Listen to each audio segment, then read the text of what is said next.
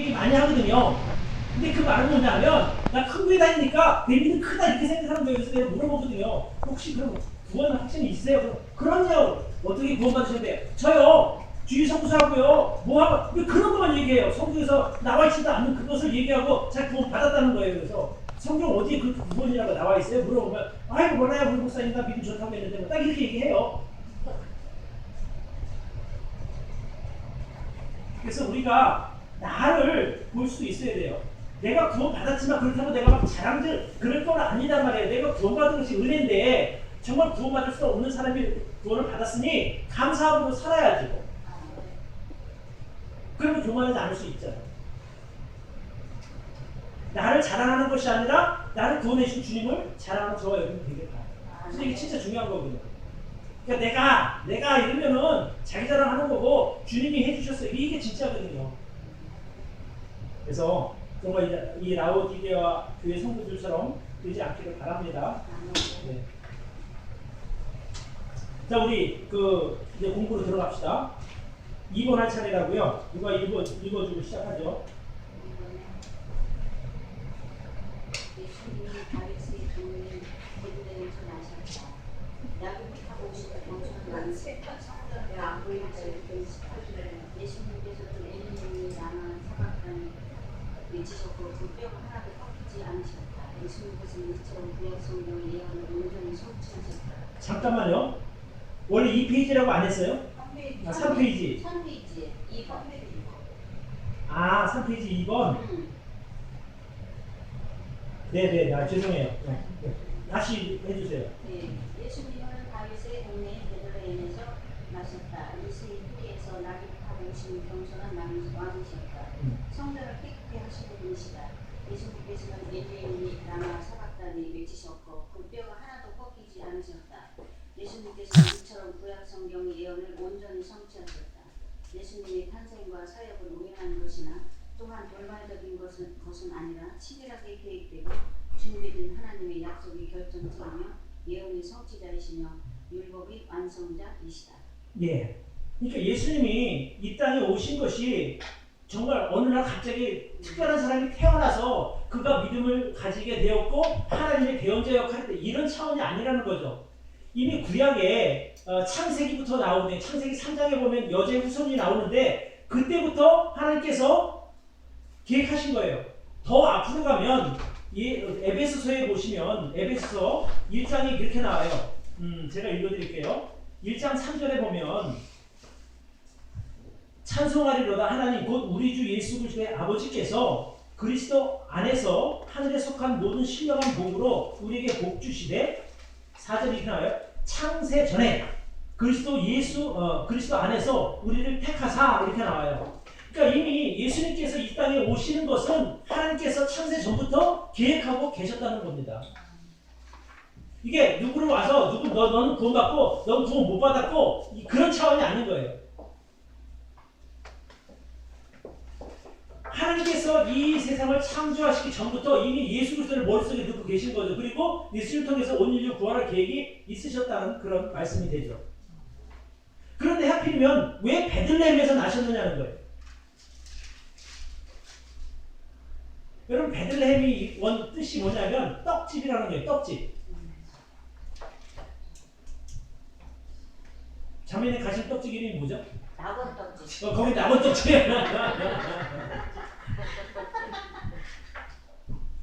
낙원 떡집이 아니라 베들레헴이 떡집이라는 뜻이란 말이에요. 그래서 예수님이 내가 그 생명의 떡이요 이랬잖아요. 그러니까 예수님이 그 베들레헴에서 나신 것은 하나님께서 생명의 떡을 예수님 이 땅에 보내신 그런 의미가 담겨 있다니까요.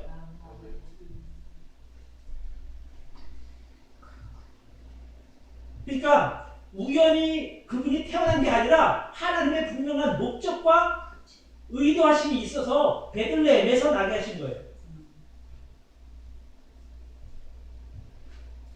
여기 성경에 보면 마태복음에 보면 또 그런 이야기가 나와요. 이제 아기가 태어나서 이제 동방 박사들이 이제 딴 데 돌아가잖아요. 돌아갔을 때 헤롯이 좀 알려달라고 했는데 안 알려주고 떠났어요. 그러니까 이제 헤롯 생각에 나 말고 아니 태어나서 죽여야지 해서 헤롯이 죽기까지 애국으로 도망가서 거기 있었단 말이에요. 근데 이것도 성경에 보면 호세아서의 11장에 이런 내용이 나오거든요. 선자로 말씀하신 바 애국에서 내 아들을 불렀다 함을 이루기 위함이라는 거예요. 그러니까 어떤 그 헤롯 왕의 핍박이 있어서 애국으로 도망갔다 온 것도 결국 구약의 역사를 이루기 위한 한 과정이 되었다는 거예요. 정말 신기한 거란 말이죠. 이게 호세아서의 예언되었던 말씀이 된 거고, 또 그 헤롯이 죽은 후에 베들레헴과 그 지경에 있는 모든 아이들을 다 죽였어요. 근데 이것도 이미 구약에 예언된 그 예레미야서에 예언된 말씀을 이루기 위함이라는 거죠. 17절에 이에 선지자 예레미야로 말씀하신 바 라마에서 슬퍼하며 크게 통곡하는 소리가 들리니 라헬이 그 자식을 위하여 애곡하는 것이라. 그가 자식이 없으므로 위로받기를 거절하였도다 함이 이루어졌느니라. 그러니까 이게 참 그 하나님께서 이루어 가시는 모든 일은 우연이 아니라 하나님께서 계획하신 대로 이루어져 감을 우리는 알아야 되는 거예요. 지금 아직까지 성취되지 않은 예언들이 있지 않습니까? 주님께서 다시 오시겠다고 가셨으니까 아직 오시지 않은 거란 말이죠. 그 오시기까지 그것도 우리가 우연이 아니라는 겁니다. 저와 여러분의 삶 자체도.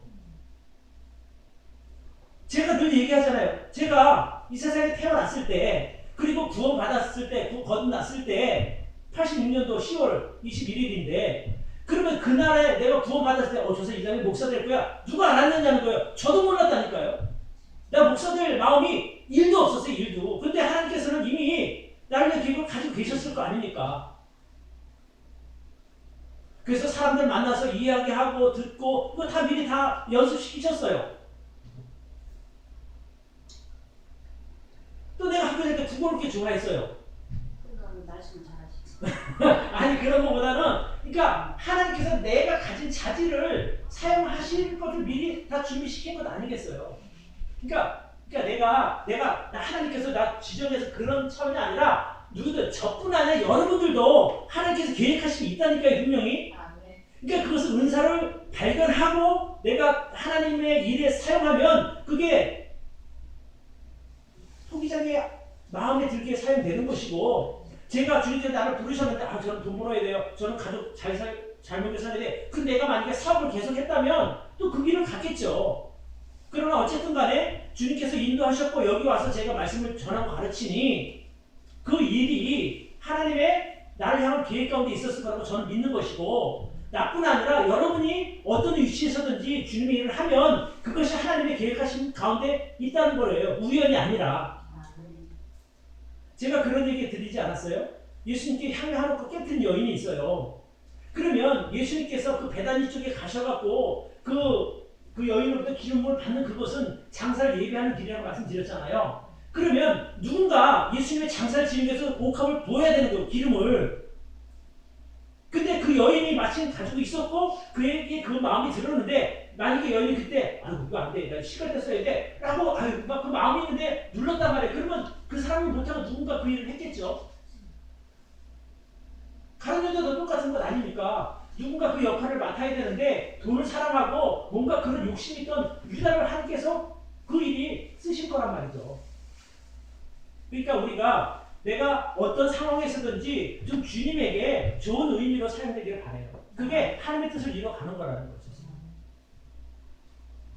여기 이새의 뿌리에서 나셨다고 했는데 이것도 이새의 뿌리가 예수님의 조상을 타고 올라가다 보면 결국에 이새가 다윗을 낳고 다윗이 솔로몬을 낳고 솔로몬이 르호보암 쭉 내려와서 예수님께까지 오게 된 거란 말이죠. 그러니까 이사야서 11장 1절에 보면 이새 뿌리에서 내가 선자를 보낼 것이다. 내가 구세주를 보낼 이런 말씀이 있으니까 그 말씀을 이루기 위함이라는 거예요. 또 스가랴 9장 9절에 나귀를 타고 오시는 겸손한 왕인데 결국에는 보통 우리가 왕이라고 하는 것은 엄청 준마, 진짜 잘생긴 그 왕 타고 위풍당당하게 입성해야 이게 왕의 모습인데 나귀 새끼, 어린 나귀 새끼를 탔으니 얼마나 볼품이 없겠냐고요. 여러분 그 몽골의 그 말 보셨어요? 몽골 사람들 타는 말은 키가 안 커요. 되게 작아요. 근데 걔네들이 지구력이 있다는 거예요. 그래서 빠르긴 빠르지만 그 먼 길을 가도 지치지 않는 그 말이라는 거죠. 근데 나귀는 그보다 더 작단 말이에요. 근데 몽골 사람들 타는 말 타는 것을 보면 되게 볼품이 없어요. 그러니까 서양 사람들 말 타는 거 되게 멋있단 말이에요. 네? 높고. 그러니 예수님께서 오실 때 나비 새끼니까 얼마나 작았냔 말이에요. 그러니 그거 타고 진짜 볼품 없는 그 모습으로 오셨는데 그게 바로 성경의 예언을 이루기 위함이란 말이죠. 그러니까 성경을 알고 있는 사람들은, 그러니까 이 유다 사람들은 나비 타고 나비 새끼 타고 오시는 예수님을 봤을 때 저 구세주다 알았어야 되는 거예요. 근데 그 사람들이 인정을 안 했단 말이죠. 그거를 하나님은 그러니까 예언한 대로 그대로 그 모습으로 오셨어요. 예수를 보내셨는데 사람들이 눈여겨보지 보지 않은 거죠. 그래서 어쨌든 예수님이 이 땅에 탄생한 것은 우연이나 돌발적인 것이 아닌 철저한 하나님의 계획 가운데 오셨다. 그것을 우리가 알아야 됩니다. 자, 3번.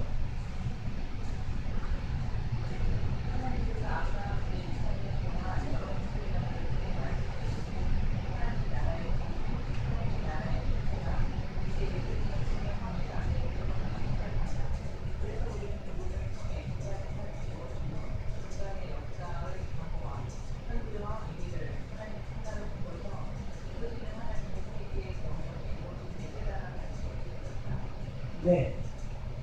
자, 하나님께서 아브라함 이래 2000년 동안 여러 선지자를 통해 말씀하신 하나님 나라의 경영, 하나님 나라의 실체가 사실 예수님이 오심으로 이루어졌어요.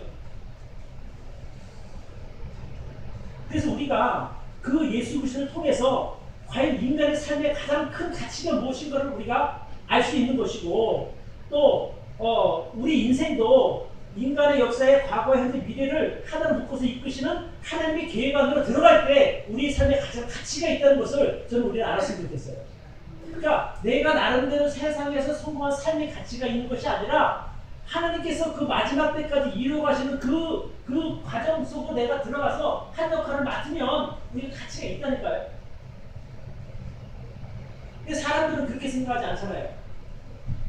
대통령이나 돼야 존경하고 국회의원 돼야 존경하는 것이고 뭐 돈 많은 사업가가 돼서 성공해야 이러지. 정말 어떤 그 작은 역할, 예를 들어 우리 이 동네에서 작은 교회 속한 우리 교회에서 여기서 여러분이 설거지 열심히 한다 해서 사람들이 쳐다나 봐요? 있는지도 모르는데. 그러나 하나님께서 이 교회를 통해서 이루어가시는 어떤 그 과정 가운데 여러분의 역할은 진짜 필요한 역할이거든요. 그러니까 여기 보내셨고 그 일을 하게 하신 것이죠. 제가 여기서 이 성경의 진리를 아무리 외친들 누가 인정해 주냐면 아무도 인정 안 해요. 그러나 이 일은 이곳에서 누군가 그 역할을 해야 되니까 하나님께 나를 부르셔서 이곳에 보내셨고 나는 그 일에 충실하게 맡은 바 일을 다 하니까 나는 하나님 앞에 귀중한 자로 설 수 있다고 자신하는 거예요. 그게 우리 인생이 되어야 되는 거예요. 인생 뭐 별거 있어요? 아까 우리 윤 선생님이랑 얘기할 때 우리 인생 짧다고 몇 번을 말씀하셨어요. 진짜 짧지 않겠어요? 벌써 절반 넘게 사셨잖아요. 그죠? 50이 넘으셨으니까 절반 넘으신 거죠. 젊으시는 분.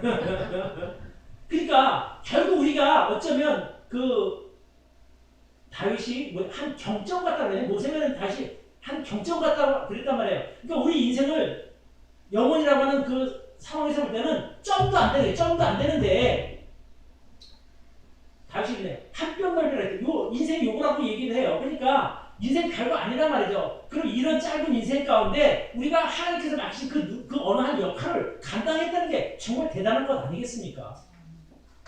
그런 가치를 우리가 알고 있으면 인생이 달라지는 거고 거기에 만족하지 못하면 난 그거 필요 없어. 난 뭔가 사람들이 알아주는 나 그걸 해야 돼. 그럼 세상으로 나가야죠. 그래서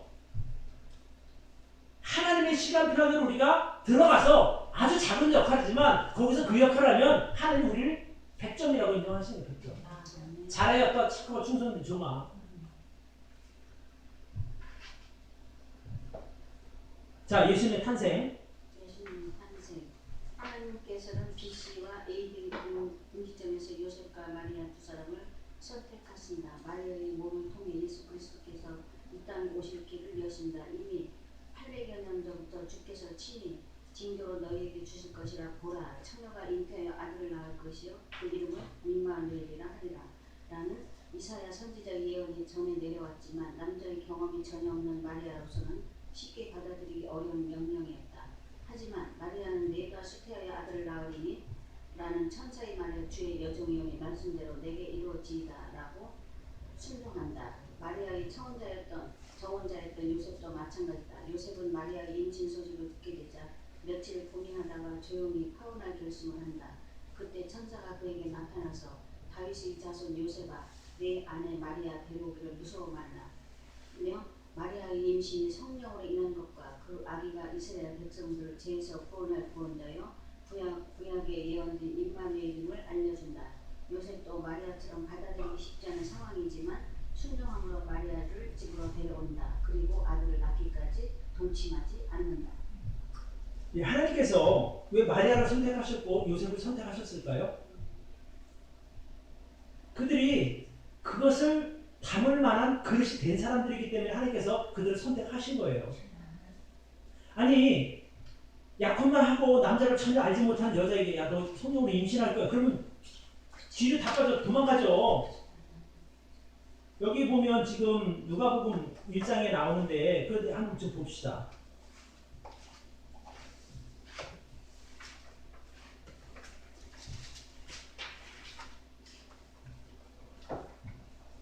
어느 날 1장 30절에 26절부터 보겠습니다. 여섯째 달에 천사 가브리엘이 하나님의 보내심을 받들어 갈릴리 나사렛이라는 동네에 가서 다윗의 자손 요셉이라는 사람과 정원한 처녀에게 이르니 그 처녀의 이름은 마리아라. 그에게 들어가 가로되 은혜를 받은 자여 평안할지어다 주께서 너와 함께 하시도다 하니 처녀가 그 말을 듣고 놀라 이런 인사가 어찌인고 생각하매 천사가 일러 가로되 마리아여 무서워 말라 내가 하나님께 은혜를 얻었느니라. 보라 내가 수태하여 아들을 낳으니 그 이름을 예수라 하라. 저가 큰 자가 되고 지극히 높은 이의 아들이라 일컬을 것이요 주 하나님께서 그 조상 다윗의 위를 저에게 주시리니 영원히 야곱의 집에 왕노릇 하실 것이요 그 나라가 무궁하리라. 마리아가 천사에게 말하되 나는 사내를 알지 못하니 어찌 일이 있으리이까. 천사가 대답하여 가로되 성령이 내게 임하시고 지극히 높은 이의 능력이 너를 덮으시리니 이러므로 나실 바 거룩한 자는 하나님의 아들이라 일컬으리라. 계속 읽어드리겠습니다. 보라 내 친족 엘리사벳도 늙어서 아들을 배웠느니라. 본래 수태하지 못한다 하던 이가 이미 6달이 되었나니 대저 하나님의 모든 말씀은 능치 못하심이 없느니라. 마리아가 가로되 주의 계집종이 오니 말씀대로 내게 이루어지리라 하며 천사가 떠나가니라. 여러분 당시 유대인들은 하나님의 말씀을 정말 날마다 배웠어요. 신명기서에 보면 집에 있든지 앉아있든지 뭐 하든지 늘 말씀을 가르치라고 그랬단 말이에요. 그러니까 이스라엘 백성들은 구약의 이 말씀을 완전히 넣고 있는 사람들이에요. 부모님을 통해서 들었고 또 늘 공부해서 알아 이런 상태니까. 그런데 그 중에서도 깨끗한 그릇이었잖아요. 마리아가 남자를 알지 못했으니까. 뭐 요즘에 워낙 이렇게 좀 성적으로 방해서 막 별의별 일을 다 겪잖아요. 근데 그때도 뭐 특별하게 달랐겠어요. 다 그때도 그런 로마 시대니까 얼마나 성적으로 타락했냐고요. 그런 가운데 아직 남자를 경험하지 않으면 마리아를 하나님께서 준비시키셨고 그를 통해서 일하시는 거예요. 그러니까 어찌 보면 마리아가 준비된 그릇인 거예요. 또 육체적으로도 준비됐지만 또 하나 믿음도 있었던 거예요. 만약에 야 너 처녀한테 너 임신할 성령을 잉태할 거 뒤집어지지 않을 여자가 어디 있겠어요. 기가 막히지. 나 약혼까지 했는데 무슨 임신. 나 쫓겨나게 생겼네. 나 못해요 이럴 수도 있는 거죠. 근데 천사의 이야기를 듣고 봐라 내 친족 엘리사벳도 늙어서 아들 되지 않았니? 그러니까 하나님의 말씀은 능치 못함이 없어. 그러니까 네가 임신하는 것도 성령으로 가능해 라고 했을 때 마리아가 뭐라 그럽니까? 주의 계집종이 오니 말씀대로 내게 이루어지이다. 그런 믿음이 있었단 말이에요. 마리아에게. 그러니까 하나님은 그 사람의 믿음과 그릇을 보시고 그를 불러서 사용하시는 거예요. 마리아는 그렇습니까? 요셉이죠. 요셉도 안림맘중에 날벼락이에요. 이제 나도 좀 있으면 결혼해서 이제 또 마리아랑 같이 행복하게 잘 살겠네? 이렇게 생각했을 거라고 분명히. 근데 어느 날 갑자기 천사가 찾아와갖고 다윗의 자손 요셉아 내 아내 마리아 데려오기를 무서워 말라 이렇게 돼요. 그러니까 처음에 마리아가 임신할 때 딱 그 얘기를 때는 이거 뭐야 이거 파울에 이 생각이 들었을 거라고요 분명히. 근데 천사의 설명을 듣고 나서 그가 성령으로 인한 것과 그 아기가 백성들을 자기 뒤에서 구원할 구약에 예언된 임마누엘이라고 얘기하니까 요셉이 이해한 거예요. 구약에 오실 그분이 바로 마리아를 통해서 온다고. 그러니까 그가 아멘을 받아들인 거죠. 그리고 데리고 와서 아들이 낳기까지 동침하지 않았다는 거예요. 막 그 사람들마다 다른 막 여자 밝히는 사람 같으면 어떻게 이렇게 참았겠냐고 애기 낳을 때까지. 그러니까 하나님이 다 그런 거 계산하시고 불러서 사용하시는 거예요. 그러니까 하나님께서 어떤 사람을 선택하셨을 때는 그릇이 되는 거예요. 여러분 모세도 똑같습니다. 모세도 그냥 야 네가 할래? 이런 게 아니라고요. 아브라함을 왜 선택하셨어요? 야 너 이렇게 한번 해볼래? 너 이렇게 해줄게. 그것이 아니거든요. 해라. 내가 이렇게 해줄게. 아멘. 그리고 따라간 거잖아요. 그거 말씀을 따라갔다라고 성경은 말하고 있거든요. 창세기 12장에서. 그러니까 하나님께서 여러분에게 어떤 일을 맡기시면 여러분 아멘을 받으시길 바래요. 그게 다 할만하니까 맡기시는 거라고요. 그런 마음이 들거든요. 이게 하나님께 내게 주신 마음인가? 그래서 그 일을 기꺼이 감당하셔요. 그럼 하나님 얼마나 기뻐하시겠어요. 그래서 제가 믿음이 많이 자란 건 확실하네.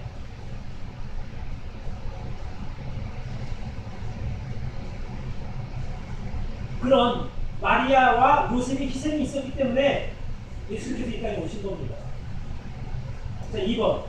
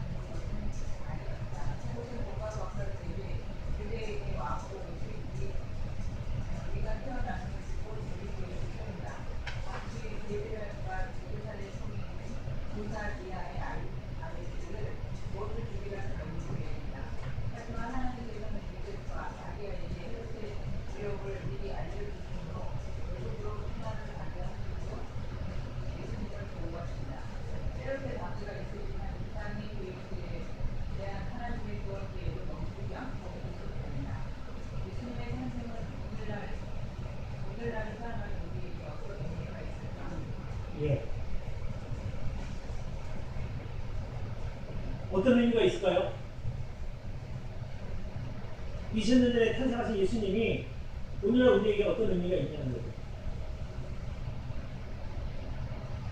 하나님께서 저와 여러분들을 죄와 멸망, 지옥 홍벌에서 구원하시기 위해서 그 오랜 시간 동안 창세전부터 준비하셨고, 2000년 전에 예수님께서 이 땅에 오실 때도 수많은 방해 요인들이 많이 있었어요. 헤롯도 그 중에 한 사람이고. 그러나 그런 여러 가지 방해적인 요소에도 불구하고 예수님께서 이 땅에 오셨고 또 십자가에서 죽으심으로 말미암아 저와 여러분의 구원의 길을 열어 놓으신 겁니다. 만약 예수님이 안 오셨으면 지금 우리 제사 지내야 되는 거 아니겠어요? 구원받으려면 율법대로 살아야 되는 거잖아요. 근데 그분이 오셔서 우리로 하여금 구원의 길을 보여주셨고 보게 하셨고 그 길을 통해서 저와 여러분을 하나님 자녀로 거듭나게 하신 거예요. 어쩌면 우주적으로 보면 어쩌면 우리 취급받지 못한 저와 여러분 존재 아니겠습니까? 그죠? 먼지 같다고 취급 같다고 했어요. 시편에 보면. 그런 존재인 우리들을 위해서 하나님께서 이 땅에 예수님을 보내주셨고 그분을 죽게 하셨고 우리를 구원하신 겁니다. 그러니까 저와 여러분이 얼마나 귀한 사람인가를 이런 걸 보면 아는 거예요. 하나님께서 저와 여러분을 위해서 예수님을 보내신 거예요. 자신이 이 땅에 오셔서 대신 죽으셨는데 그 많은 가치가 저와 여러분에게 있는 것 아니겠어요? 그러니까 우리가 함부로 살면 안 되는 거예요. 함부로 살면. 내 인생 뭐 그냥 뭐 막 사는 거 아니죠. 얼마나 귀해요. 여러분 집에 만약에 명품 300만 원짜리 핸드백 산다고 생각해 보세요. 명품 300만 원짜리 그 핸드백 사가 거기다가 도시락 들고 과일 사서 거기다 넣고 뭐 다 그렇게 듣고 그거 들고 다니겠냐고요. 그런 어리석은 사람이 어디 있어요? 거의 아마 아까워서 못 들고 다닐 것 같아. 딱 닦아갖고 매달 넣고 저거 받은 기분이 좋아. 그것도 바보라. 왜냐면 그거 써야지. 그거 샀으면은 그 가치를 들고 나가서 나 이렇게 좋은 거 들고 다니면 좀 잘한데 해야 되잖아요. 들고 다니죠. 그러니까 들고 다니되 그 가치만큼 쓰는 거예요. 가치만큼. 그렇죠. 네, 맞습니다. 그러니까 우리가 이 세상에 와서 정말 그냥 태어나도 한 집안에서 얼마나 귀한 존재예요. 하나님. 아니 내 자식이 얼마나 이쁘냐 말이에요. 세상에 나 옆집 아니면 무슨 진짜 뭐 보물같이 이쁘게 생겨도 그래도 내 새끼가 좋은 거잖아요. 그렇죠. 그러니까 내 스스로가 하나님 믿기 전에도 우리 가족이 귀한 존재였는데 이제 하나님 믿고 나니 가치가 달라졌잖아요. 길거리에 떨어져 있을 때는 그냥 다이아몬드도 그냥 유리 덩어리거든요. 몰라요 사람들이. 근데 그거를 가공해놓으니까 그 반짝반짝 빛나는 다이아몬드가 된 것처럼 어쩌면 그냥 돌같은 우리가 그래도 귀한 존재였는데 하나님 위해서 진짜 깎여서 보석 같은 그 다이아몬드 같은 보석으로 딱 됐으니 얼마나 가치가 있냐 말이에요. 예수님이 그 가치 우리에게 부여해 주셨으니 여러분이고 제가 진짜 존귀한 사람인 것을 알면 우리가 함부로 안 사는 거예요. 제가 목사라는 신분을 망각하면 막 나가서 살죠. 그 주변에 와서 여러분들 거룩한 척하고 여러분 말씀 잘하시고 이러면 되는 거란 말이죠. 근데 내가 그렇게 안 사는 이유는 뭐냐면 내가 그렇게 살기는 너무 아까운 거예요. 내가 스스로가. 하나님께서 그 예수님을 통해서 피값을 치러주셨고 또 제가 신학교 공부할 때요. 정말 많은 사람들이 나 위해서 기도했다고요. 많이 후원도 해줬고 그러면 그런 그 많은 사람들의 수고와 기도가 나를 이렇게 목사로 세웠는데 내가 함부로 살겠냔 말이에요. 안 살죠 당연히. 그렇게 살기 너무 아깝잖아요. 내가. 맞습니다. 그러니까 나만 그러냔 말이에요. 여러분 한 사람도 얼마나 귀한 존재냐 할 거예요. 근데 사람들이 자기 가치를 모르니까 함부로 사는 거예요. 함부로. 그래서 정말 내가 어떤 사람인가를 알아야 되는 거예요. 여기 이 성경을 통해서. 그러면 삶의 태도가 달라지고 삶의 가치가 그 삶을 통해서 이루어진 것들이 다르잖아요.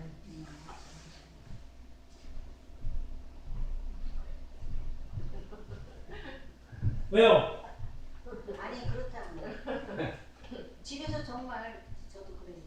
그렇죠. 그러면 가치 있게 살아야지 뭐하러 가치 없이 살아. 정말 그러니까 아니지. 모르면 그렇게 사는 거예요. 모르면. 아. 내가 누군지 모르면. 모른다는 거야. 그래서 우리가 왜 이 성경 공부를 한지 아십니까? 내가 얼마나 귀한 존재인지 아는 거예요. 우리가 믿는 하나님의 말씀이 얼마나 세상에 바꿀 수 없는 변하지 않는 진리인지를 알면 이것 따라 사는 거고 그걸 모르는 사람은 막 사는 거고.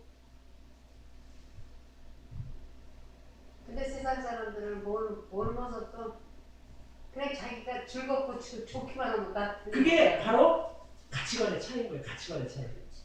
나는 이 말씀대로 사는 게 내 인생 최고의 세상에 제일 가치 있는 일이라고 믿으니까 이렇게 살아가고요. 그 사람들 그거 성경책 그까지 보고 그게 귀하게 여기지 않아요. 안 보죠. 인정을 안 하는데. 그러니까 그들에게는 이게 의미가 없으니까 세상의 가치. 그러니까 세상에서 돈 벌고 출세하고 여기에 모든 거 즐기는 거. 그들의 가치는 즐김, 쾌락. 그냥 운동을 해도 즐겁게 놀기만 하면 그렇죠. 나눠준다. 우리는 세상에 놀다가도 예배 시간이 되면 예배 들어가야지 이게 귀하니까 이렇게 오는 건 아니에요. 맞아요. 근데 내가 그걸 귀하게 여기면 예배 시간 밤에 가지 뭐 이런 거 그러고 가는 거예요. 왜? 그 가치를 귀하게 여기니까. 그러니까 내가 어디에다 가치를 두느냐가 내 삶을 결정하는 거예요.